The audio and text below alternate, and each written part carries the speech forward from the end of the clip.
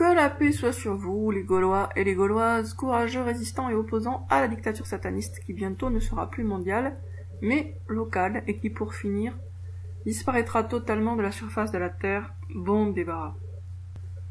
Bon, vous avez peut-être remarqué que je fais quand même pas mal de vidéos sur Yaya Guasmi. Eh ben, je vais en faire une de plus.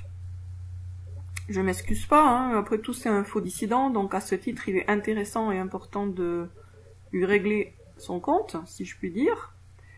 Alors, on va vérifier le sens des mots qu'il utilise, de façon toujours troublante et confusionnante et trompeuse, dans cette vidéo. Alors déjà le titre de la vidéo est, elle est pas longue, hein, c'est pour ça que je vais l'écouter, elle dure 2 minutes 53.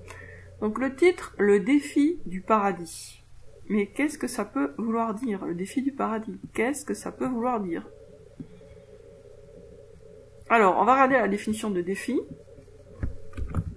pour vérifier que ça ne veut rien dire. Donc défi. Je regarde dans Antidote. Défi. Action de défi à un combat singulier. Action de provoquer quelqu'un, de le défier à une compétition ou à faire quelque chose de difficile, cette chose, lancer un défi.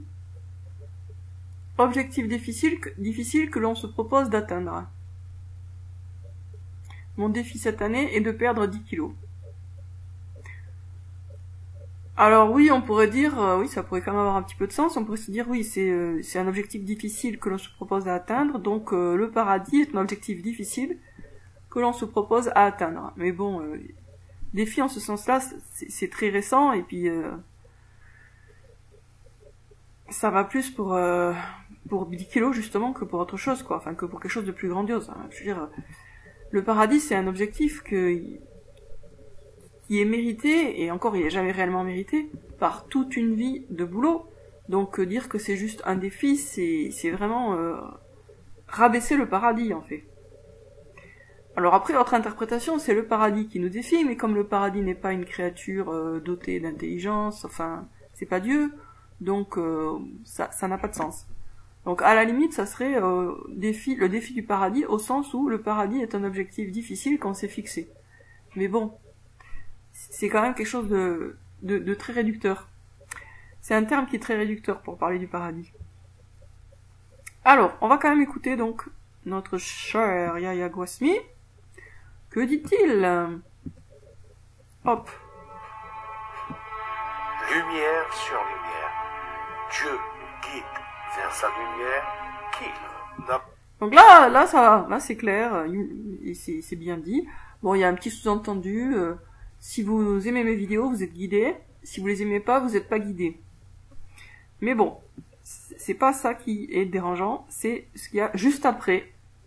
Donc direct ça commence mais sur les chapeaux de roue, comme toujours, avec lui. Il est à la fois très lent, et en même temps il part très très vite à droite à gauche dans tous les sens pour dire n'importe quoi. Alors on l'écoute. La première des pièges, il vient et lui dit, prends cet arbre. Mais qu'est-ce que... La première des pièges, bon déjà on apprend que piège est du féminin, mais ça c'est pas grave. Donc la première des pièges, il vient et il lui dit, prends cet arbre. Et c'est qui il? On suppose que c'est Dieu.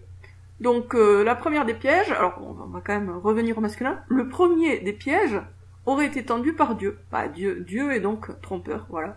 Donc le diable nous guide bien, il nous apporte la lumière, et puis Dieu cherche à nous tromper puisqu'il nous tend des pièges. Vous voyez? On est qu'à 0,13 secondes, enfin 0 minute 13, donc ça fait 13 secondes que la vidéo a commencé, et il est déjà en train de dire, cette fois-ci, du mal de Dieu. D'habitude, il dit du bien du diable, de Ténébrifère, et bien là, il dit du mal de Dieu. On réécoute, hein, si vous avez un doute. La première des pièges, il vient et lui dit, prends cet arbre. Prends cet arbre. Bah, il a pas dit prends cet arbre, il a dit de pas approcher de cet arbre, le contraire. Ah, donc peut-être finalement il parle du diable, on va voir. Mais qu'est-ce qu'il a cet arbre? C'est là le raisonnement. Ne t'approche pas, Dieu dit, de cet arbre, parce que tu risques d'être injuste. Cet arbre permet un équilibre de réflexion. Oh, ça va loin, tellement vite. Bon, alors, qui a tendu le piège? Est-ce que c'est Dieu ou est-ce que c'est le diable? Franchement, impossible de le savoir, puisqu'il n'y a pas de contexte, qu'il a débarqué en disant, et puis on prend cet arbre. Est-ce que Dieu ou est-ce que le diable a dit à Adam, déracine cet arbre, prends-le et va le planter ailleurs? Non, donc qu'est-ce qu'il raconte? Mais qu'est-ce qu'il raconte? Qu'est-ce qu'il délire? Bon, on recommence. Mais qu'est-ce qu'il a cet arbre? Ah, qu'est-ce qu'il a cet arbre? Qu'est-ce qu'il a ce gosse mignon? Première des pièges, il vient et il lui dit, prends cet arbre. Donc là, impossible de savoir s'il parle de Dieu ou du diable. Ben, c'est quand même remarquable. Imaginez, quelqu'un qui théoriquement est croyant, il parle de quelqu'un, mais on ne sait pas si c'est de Dieu ou du diable. On ne peut pas savoir, en fait. Impossible de savoir. C'est, là vraiment, il y a tellement peu de contexte, et c'est tellement, il vient et il dit à qui, que vraiment, on peut pas savoir. Qu'est-ce qu'il a cet arbre? Et c'est là le raisonnement. Et c'est là le raisonnement. Waouh. C'est vrai que on est vachement dans le domaine du raisonnement. Hein. Ne t'approche pas, Dieu dit, de cet arbre, parce que tu risques d'être injuste. Cet arbre permet un équilibre de réflexion. Alors, n'approche pas de cet arbre parce que tu risques de devenir injuste. Cet arbre permet un équilibre de réflexion. Donc, cet arbre rend intelligent. Et Dieu nous dit, n'approche pas de cet arbre parce que tu deviendrais injuste. Donc Dieu nous ment. Donc oui, ça devait être bien Dieu qui a tendu le piège tout à l'heure. Dieu apparaît comme trompeur. À la lumière de ces 26 secondes de vidéo, Dieu apparaît comme trompeur. 1. Il tend un piège, en tout cas ça a l'air d'être lui, même si c'est pas très clair. Et 2. Il dit que cet arbre risque de rendre Adam injuste, alors que cet arbre apporte un équilibre de raisonnement, donc un bon raisonnement, un raisonnement équilibré, je traduis, puisque c'est pas du tout français, mais un raisonnement équilibré. Donc un raisonnement équilibré, c'est un raisonnement juste. Donc Dieu dit que l'arbre rend injuste, alors qu'il rend juste. Donc Dieu est un trompeur. Alors que le diable, lui, par contre, nous apporte la science, la lumière, etc. Et de justice qu'il ne pourra pas décerner tout le temps. Comment? De justice qu'il ne pourra pas décerner. Alors déjà, le verbe décerner n'existe pas. Il y a discerner. Il y a cerner. Mais décerner, non, je crois que ça n'existe pas. Hein. Bon, on va vérifier. Décerner. Non, ça n'existe pas. Enlever des cernes. Ah, décerner, si. Ordonner juridiquement quelque chose contre quelqu'un. Décerner, ah bah oui, décerner un prix. Mais bon, là, il est pas dans ce contexte-là. Décerner la palme. Mais c'est pas décerner, c'est pas discerner, donc lui, il mélange les deux. Bon. Qu'il ne pourra pas décerner. Et de justice permet un équilibre de réflexion. Et de justice qu'il ne pourra pas. Donc l'arbre permet un équilibre de réflexion et de justice. Bah donc c'est un arbre qui rend juste. Pas décerner tout le temps. Mais qui ne pourra pas décerner tout le temps. Bon, donc le contraire. Parce que le discernement revient à lui qui doit faire le choix. Ah là là là là là là. Le discernement revient à lui qui doit faire le choix. Oui, et donc c'est plus Dieu qui fait le choix. Lui est rentré dans le choix. C'est clair? Non, c'est pas clair. Ah, il dit c'est clair, c'est clair. Est-ce que j'ai réussi vraiment à vous enfumer avec mon blabla complètement délirant et schizophrène? Et après il dit c'est clair, et les autres ils vont dire ah oui oui c'est clair. Confère les habits du roi, hein. Les beaux habits, les habits neufs du roi. Donc il y a la première séduction, c'est celle-là qu'Iblis est tombé. La première séduction, c'est celle-là qu'Iblis est tombé. Bah, la première séduction, c'est donc celle de Dieu. Donc on est bien d'accord que c'est Dieu qui a trompé Adam. Et puis après, c'est celle-là qu'Iblis est tombé. Alors finalement, c'est Dieu qui a tendu un piège à Iblis.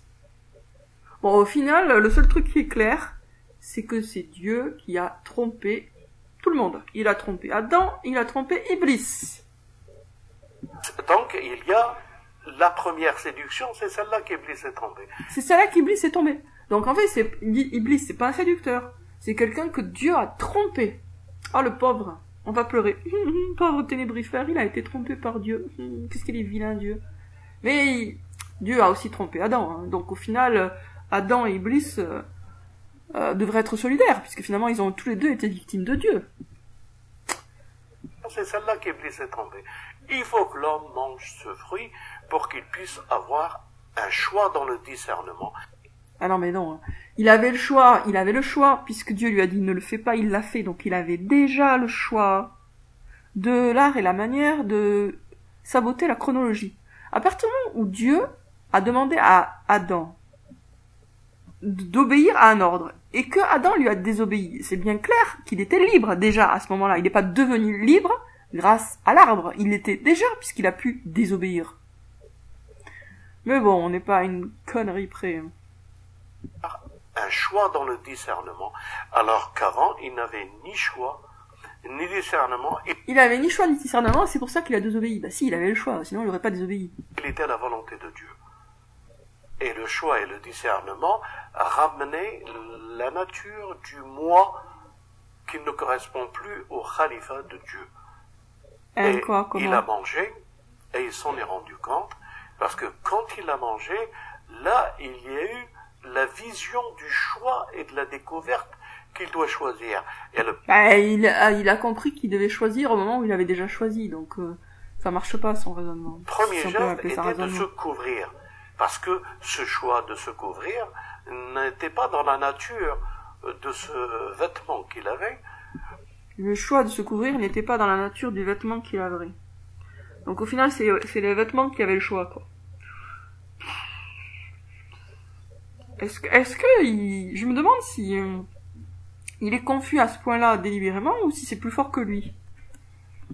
De choisir, il était tel que Dieu voulait. Maintenant, il faut qu'il se protège, il faut qu'il réfléchisse, il faut qu'il discerne, il faut qu'il corresponde à une vision. Alors qu'avant, il n'avait pas de vision, il n'avait que la vision de Dieu, etc., etc., etc. J'espère avoir été clair. Ah, j'espère avoir été clair, mais vraiment, il se fout de la gueule du monde. J'espère avoir été clair quand j'ai dit n'importe quoi, de façon hyper confuse, mais avec quand même toujours l'arrière-pensée de faire de la publicité pour le diable et contre Dieu. Ce que je suis en train de vous dire, que le défi est grand, que le défi de l'Occident, c'est le défi justement du paradis. Et... Le défi de l'Occident, c'est le défi du paradis. Mais qu'est-ce que ça veut dire ? Le défi de l'Occident, c'est le défi du paradis. Mais ça veut rien dire. En quoi le paradis est plus un défi pour l'Occident que pour l'Orient ? Si c'est le défi au sens un objectif difficile qu'on s'est fixé, bah c'est un défi pour les croyants et c'est tout, puisque les non-croyants ne cherchent pas à rejoindre le paradis. Ils y croient pas, donc ils cherchent pas à y entrer. Mais de toute façon, c'est quoi le rapport avec l'Occident ? Il y a aucun rapport avec l'Occident. Il dit vraiment, mais n'importe quoi. De l'arbre, ils ne veulent progresser qu'à travers le discernement, une intelligence, et pour finir, cette intelligence va devenir une intelligence artificielle. Ah d'accord, donc l'Occident a choisi l'intelligence, et pour finir, ça va devenir l'intelligence artificielle. Donc l'Occident étant composé par les Occidentaux, hein, c'est les gens. L'Occident, c'est pas la Terre qui fait des choix. Donc les gens vont se transformer en robots. Ah c'est bien, merci de nous l'apprendre. Donc les gens vont finir par vont se changer en robots. Dans ta tête. Au pire, le pire qu'on puisse imaginer pour les gens, c'est qu'ils se fassent mutiler et qu'on leur mette des prothèses artificielles. Ah ça effectivement c'est possible, d'ailleurs je pense que c'est dans le plan, hein, c'est ce que j'ai lu. Bah, je sais pas s'ils vont réussir, à quel point ils vont pouvoir mettre ça en place, mais ça fait partie de leur plan. Mais non, les gens ne vont pas devenir des machines. Sauf bien sûr en un sens métaphorique, parce que voilà, ils sont zombifiés, mais ils restent des êtres humains, avec une âme. Le quantique, et c'est le plan voulu du commencement jusqu'à la fin.